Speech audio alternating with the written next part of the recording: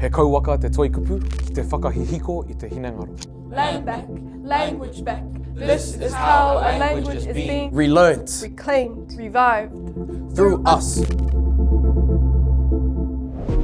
Ko ai mātou, ko Reheko reo tā mātou ingoa, e ropu rangatahi e ropu kai toikupu. We have 2 poems today, so if we're all ready, we're going to get straight into it.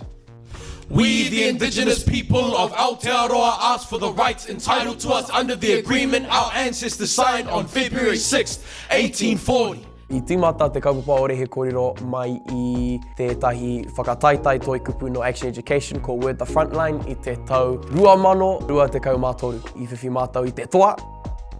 Ia wā ka wānanga mātou, te haura tuatahi, ka kōrero, ka kai, ia mātou e whakawhiti whakaaro nei.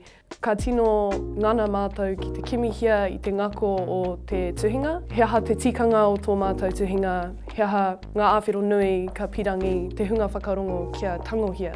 We sip on white paint to stain mouths the colour of the colonizers' comfort. Ko tahi mārama pia te roa o te tuhi, o te rangahau o te wānanga, kia puta ai tētahi rotorota toikupu mō mātou mō Reheko rero. Ko te tino whainga mo enei mahi toikupu, hei whakaatu te ao Māori ki te ao. Tēnei tau I nei rā, tino rongo nui tēnei mea te toikupu I roto I ngā rangatahi. Christopher robbing your pockets in the middle of a cost of living crisis. Got us stuck out of luck, son, lost. Catastrophes are catching me as often as I lace my sneaks in. It seems that man's ain't been buying any roses, only laying down wreaths every 12 or so weeks. To the kid who doesn't understand where they come from, you're not alone. Kia ora. A ko te tino hiahia o te rangatahi kia rongo pai te iwi I o rātou whakaaro. Ko tēnei mea ko te toikupu e ara mo tērā. Ko te whainga matua, kia whakaawe-awe I ngā rangatahi taketake o te ao.